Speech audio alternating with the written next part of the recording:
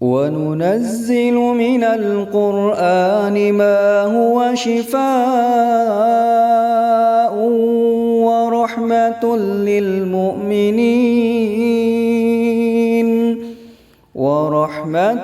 للمؤمنين ولا يزيد الظالمين إلا خسارا.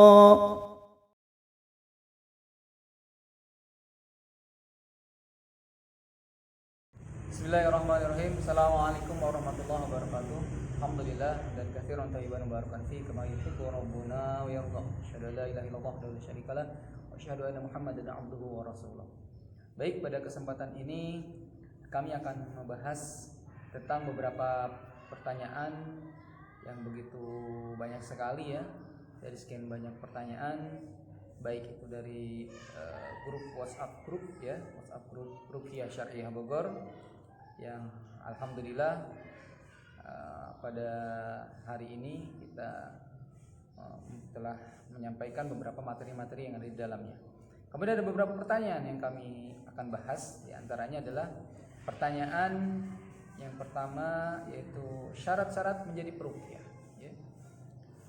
Yang pertama, beberapa syarat menjadi peruqyah, tentu kita harus memperhatikan beberapa hal yang begitu sangat penting sekali. Terutama adalah salimul aqidah ya.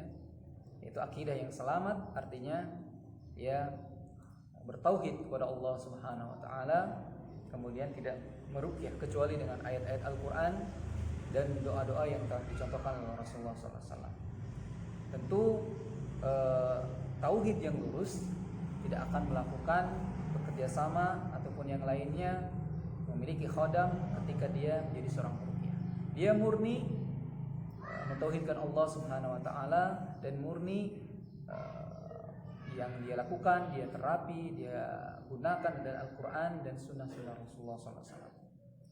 Yang kedua, salah satu di antara syarat seorang peruqyah yang harus diperhatikan adalah sahihul ibadah ya. Ibadah yang dia lakukan tentu dengan contoh-contoh dari Rasulullah SAW. Yang pertama, ikhlas ya tentunya ya. Ikhlas, yaitu menjaga keikhlasan hanya kepada Allah Subhanahu wa taala setiap ibadah yang dia lakukan. Kemudian ittiba, artinya mutaba'ah. Kemudian dia mengikuti apa yang telah dicontohkan oleh Rasulullah SAW. Yang ketiga, salah satu di antara syarat-syarat menjadi seorang peruqyah, hendaknya dia memperhatikan bacaan-bacaan Al-Quran yang akan dia bacakan ketika atau saat dia akan melakukan ruqyah. Bacaan yang harus dia perhatikan, beberapa hal yang perlu kita sampaikan adalah dari sisi makhraj huruf ya. Makhraj huruf, ilmu tajwid dan sebagainya ya. Dari sisi bacaan yang itu bisa sesuai dengan apa yang dicontohkan oleh Rasulullah SAW. Baik itu dari riwayat-riwayat Hafs ya, Imam Hafs bin Asim ataupun yang lain, yang silakan saja dia mengikuti. Tidak harus dia memiliki sanad, ya, yang terpenting bacaannya sesuai dengan ilmu-ilmu tajwid ya. Kemudian yang keempat, syarat-syarat yang perlu diperhatikan, yang sangat diperhatikan sekali menjadi seorang peruqyah adalah tentu memiliki akhlak yang baik ya. Akhlak yang dia contoh adalah Rasulullah SAW ya. Laqad kana lakum fi Rasulillahi uswatun hasanah. Jadi memang contoh yang harus kita perhatikan, kita ikuti adalah Rasulullah SAW.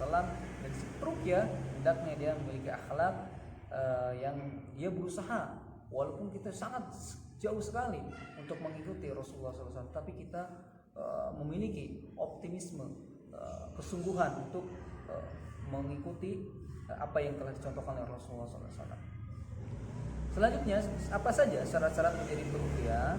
Hendaknya si peruqyah itu memperhatikan atau memiliki wawasan ya, memiliki wawasan yang luas ya, thaqafah Islamiyah ya, terlebih lagi misalkan dari ilmu-ilmu pemahaman tidak hanya ruqyah ya, tapi bagaimana dia mengetahui perbuatan-perbuatan kesyirikan, mana ruqyah yang mengandung kesyirikan ya, mana ini pemahaman yang sesuai dengan syariat Islam atau tidak, mana yang berkaitan dengan pemahaman atau alam-alam gaib seperti pemahaman kita mengetahui karakteristik jin dan sebagainya sesuai dengan Al-Quran dan Sunnah.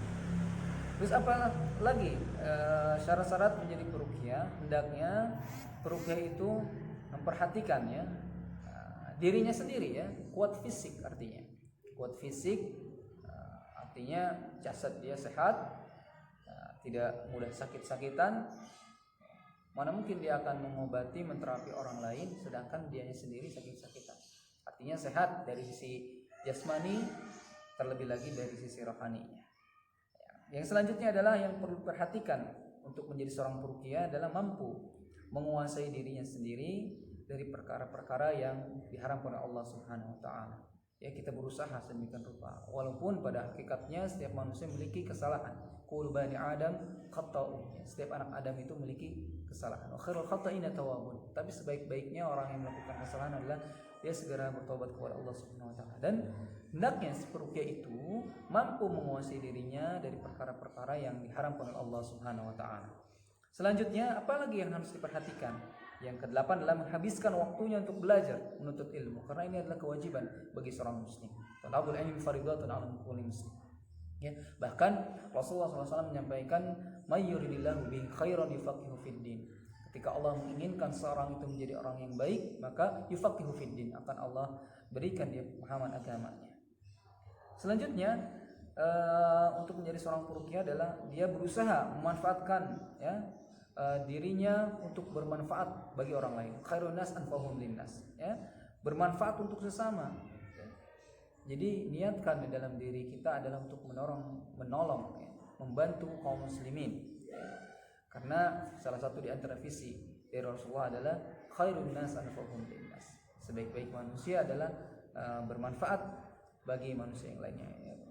Demikian beberapa penjelasan ya terkait syarat menjadi seorang peruqyah. Mudah-mudahan pertanyaan ini bisa terjawab ya.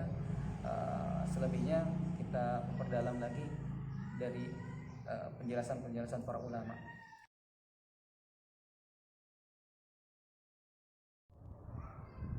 Baik, sebuah pertanyaan selanjutnya dengan berbahasa Sunda ya ini sepertinya. Kemudian pertanyaannya adalah jika saya melihat sesuatu, seorang salah, kemudian langsung terbawa emosi. Contohnya, ketika seorang membuang sampah ke tempatnya, kemudian langsung didatangi dan dimarahi dan sebagainya, ya, tersurutlah emosinya. Ya. Apakah ini ada kaitannya dengan gangguan syaitan? Ya. Jadi memang sungguhnya di dalam diri kita manusia ada namanya jin qarin ya. Jin qarin yang itu memang bertugas untuk mengganggu manusia. Setiap diri manusia ada jin qarinnya. Karena itu Allah mengilhamkan kepada kita seluruhnya manusia, fa'alhamaha fujuraha wa taqwaha. Setiap manusia itu memiliki naluri sifat-sifat untuk melakukan fujuraha, keburukan, wa taqwaha, dan kebaikan. Salah satu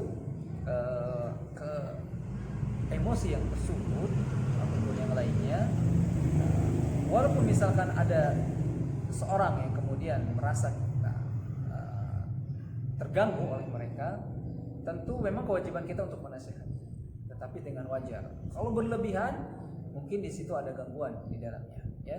Bisa jadi dari hawa nafsu kita, bisa jadi dari jin qarin, bisa jadi dari ataupun yang lainnya. Jadi banyak faktor sehingga tersulut emosi ya, yang harusnya tidak terbawa emosi, tidak terpancing, sehingga seandainya pun tidak ada gangguan akhirnya dimanfaatkan oleh syaitan emosi kita. Jalan masuk kalau syaitan yang tadinya emosi 50% menjadi naik 100%. Terjadilah agar terjadi pertengkaran di dalamnya. Oleh karena itu, saya kira ini adalah bagaimana Rasulullah agar menahan emosi kita. Bersabar ya. Karena Rasulullah memerintahkan kita untuk menahan amarah kita. Rasulullah sampaikan ketika ada seorang menanyakan mintahi nasihat, maka Maka Rasulullah menasihatinya, la taghlu, la taghlu, la taghlu, walakal jannah. Jangan kamu marah, jangan kamu marah. Ya, tapi ketika kita melihat kemungkaran, ya tetap kita sebagai seorang muslim untuk menyampaikan kemungkaran. Ya. Man ra'a minkum munkaran falyughayyirhu biyadihi. Jadi kalau kita lihat kemungkaran, buang sampah sembarangan dan sebagainya, kita sampaikan falyughayyirhu biyadihi. Ya. Jangan sampai dakwah kita, kemudian penyampaian dakwah kita, kemudian malah dimanfaatkan oleh syaitan sehingga harusnya sampai kebaikan malah terjadi keburukan, terjadi pertengahan dan sebagainya. Tetap ya kita sampaikan nasihat kepada orang yang melakukan itu. Emosi kita tetap harus terkontrol. Adapun penyebabnya bisa banyak, bisa dari hawa nafsu kita, karena kita memiliki gharizah ya, gharizah naluri untuk mempertahankan diri kita sendiri. Mungkin kita tersinggung oleh orang lain. Baik. Jadi saya kira demikian ya. Mudah-mudahan dapat dipahami dan dimengerti. Kita berlanjut kepada pertanyaan selanjutnya.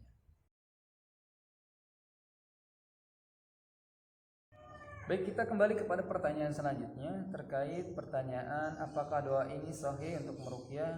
Ya, sang penanya memotokkan sebuah pertanyaan yang ada di dalamnya. Ya, saya kira di sini ada yang jelasnya adalah ada surat as-saffat ya. Ya, untuk doa yang sahih hendaknya kita mengambil rujukan dari hadis-hadis Rasulullah SAW untuk terkait doa ya. Doa-doa yang pernah diajarkan Rasulullah. Sebagaimana misalkan contoh ketika malaikat Jibril meruqyah Rasulullah, diawali dengan bismillahi arqik min kulli syai'in yudhik min syarri kulli nafsin aw 'ainin hasidin Allahu yasfik bismillahi arqik. Nah, ini salah satu contoh untuk mengawali doa ruqyah. Atau misalkan ketika ruqyah mandiri, bismillah, bismillah, bismillah. Kita tempelkan, ucapkan bismillah, bismillah, bismillah 3 kali. Kemudian 7 kali mengucapkan a'udzu biizzatillah qudratihi min syarri ajil wa hadir. Itu contoh doa Rasulullah. Atau misalkan yang maksur, yang kita sering dengar sekali, Allahumma rabbana idhibil ba'sa ishfi anta syafi la sifaan illa sifa'uk sifaan la yughadiru saqaman. Di dalam doa-doa seperti ini sangat jelas sekali, la syifaan illa sifa'uk. Tidak ada kesembuhan kecuali Allah yang memberikan kesembuhan. Ya, banyak sekali sebenarnya contoh-contoh doa.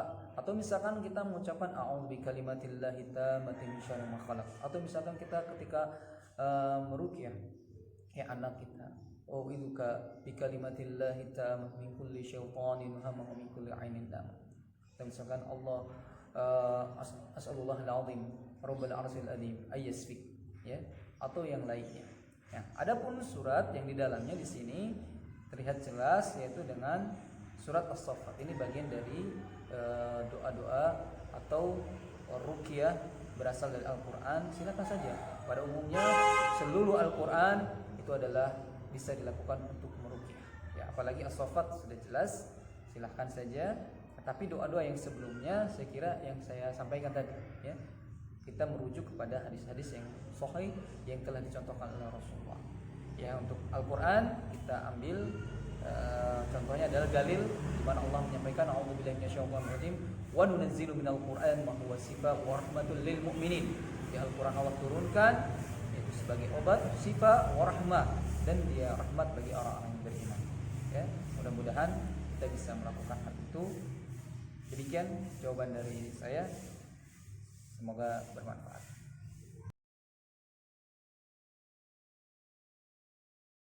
Baik, kita berlanjut kepada pertanyaan selanjutnya terkait di bulan Ramadan, bahwasannya setan-setan itu dibelenggu, tetapi dia masih mendapati melihat ada yang pernah kesurupan di bulan Ramadan.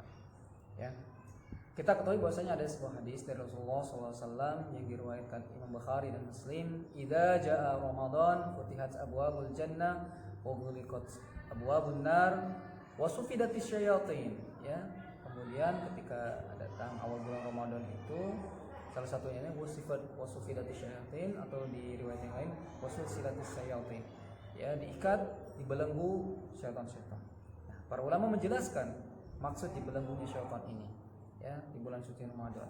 Yang pertama ada penjelasan tentang bagi orang-orang yang berpuasa yang mengikuti adab-adab berpuasa, maka setan terbelenggu, sulit untuk melakukan penggodaan kepada dia. Atau yang kedua memang dibelenggu pembahasannya, mana menyebutkan para ulama menjelaskan yang dibelenggu adalah syaitan-syaitan yang besar yang memiliki banyak pasukan, sedangkan syaitan-syaitan yang kecil yang tidak memiliki pasukan, dia masih bisa mengganggu manusia, bahkan masuk ke dalam tubuh manusia seperti pengantar sihir, ya, sehingga dia terjadi kesurupan, ya. Nah, inilah yang terjadi kesurupan adalah syaitan yang kecil. Walaupun pada hari ini, ya, pada bulan Ramadan tentunya dia tidak begitu bebas sebebasnya bulan yang lainnya. Jadi seperti itu ya penjelasannya para ulama. Banyak sekali penjelasannya syarah-syarah terkait wasufidati syayatin. Ya, di belenggunya syaitan atau diikatnya. Ada yang menyebutkan diikat kaki dan tangan, kemudian ya masih bisa menyampaikan ya ucapan-ucapan. Ya seperti itu. Dan memang akhirnya beberapa pertanyaan selanjutnya adalah bagaimana terjadi kemaksiatan. Ya memang kemaksiatan bisa jadi dari diri manusia itu sendiri, kan bisa dari hawa nafsu dan sebagainya. Jadi seperti itu ya penjelasannya, bahwasanya setan-setan yang dibelenggu adalah setan yang memiliki banyak pasukan oleh Allah Subhanahu wa taala di bulan suci Ramadan. Kemudian kok masih terjadi kesurupan? Karena memang ada ulama yang menjelaskan setan yang tidak memiliki pasukan dia dibelenggu hanya tidak sebebas di bulan yang lainnya, tapi dia tetap bisa mengantarkan sihir atau terjadi sihir di dalamnya, ataupun terjadi kesurupan yang akhirnya ketika seorang terkena gangguan jin. Baik, kita berlanjut kepada pertanyaan selanjutnya. Tiba-tiba di dalam rumah seperti ada ular, apakah benar itu bisa jadi adalah jin atau kalau itu jin gitu ya? Ya, kita tidak bisa memastikan jin atau tidak ya. Tetapi Rasulullah berikan sebuah isyarat atau penjelasan bagaimana ketika kita dapati di rumah kita ada ular, maka idealnya kita menghimbau ya, berikan peringatan kepada ular tersebut. Para ulama berbeda pendapat dari si memperingati ular tersebut yang ada dalam rumah kita. Ada yang menyebutkan 3 kali, ada yang menyebutkan selama 3 hari ya. Oleh karena itu kita peringatkan ular itu agar keluar dari rumah. Kalau tidak keluar maka intinya kita usir ular tersebut. Karena kalau kita langsung bunuh ya, karena kalau seandainya kita langsung bunuh, sebagaimana dicontohkan dalam sebuah hadis, ada seorang sahabat ya yang ini baru menikah, ketika ikut kajian bersama Rasulullah, hadir majelis ilmu, kemudian pulang ke rumahnya mendapati istrinya di luar ya, dalam keadaan terbuka auratnya. Dia teremosi ya, melihat cemburu sekali istrinya di luar, berpikiran yang gak jelas, artinya sangat cemburu sekali. Jangan-jangan ada siapa di dalam kamar tersebut. Kemudian istrinya memerintahkan untuk melihat apa yang ada di dalam kasur tersebut. Ternyata sahabat ini melihat di dalam kasur itu ular ya, ular yang begitu besar, dan kemudian sahabat ini langsung membunuh ular tersebut dan keduanya mati. Para sahabat ini mati, dan para ulama menjelaskan dalam hadis ini siapa yang meninggal terlebih dahulu. Yang pasti inilah bagaimana Rasulullah menyampaikan ketika ada ular di dalam rumah itu, kita juga tidak pastikan ini ular jelmaan jin atau ular asli. Yang pasti ketika ada dalam rumah kita peringatkan agar keluar ya, jangan langsung membunuh. Seandainya membahayakan, kemudian setelah kita peringatkan 3 kali tetap di situ, tetap di rumah. Seandainya kita akan membunuh, jangan lupa kita berlindung kepada Allah dengan mengucapkan a'udzubillahi minasyaitonirrajim, bismillahirrahmanirrahim. Ya, demikian beberapa pertanyaan yang masuk, tidak kami jawab semua ya, insyaallah dalam kesempatan ini kami jawab. Sementara beberapa pertanyaan yang kami tampilkan demikian yang kami berusaha jawab, mudah-mudahan bisa dipahami dan terus kita belajar dan kita bertanya kepada para ulama tentunya ya. Kita berusaha mencari jawaban-jawaban dan kita bertanya kepada yang lebih berilmu ya. Fas'alu ahla dzikri in kuntum la ta'lamun. Tentunya kita tetap mengusahakan dan silahkan bagi yang ingin bertanya lagi, insyaallah kita akan jawab pertanyaan-pertanyaannya berupa video, mudah-mudahan bisa dimengerti. Selanjutnya insyaallah kita akan bahas lagi pertanyaan selanjutnya, insyaallah kita akan sampaikan di forum selanjutnya. Barakallahu fikum. Assalamualaikum warahmatullahi wabarakatuh.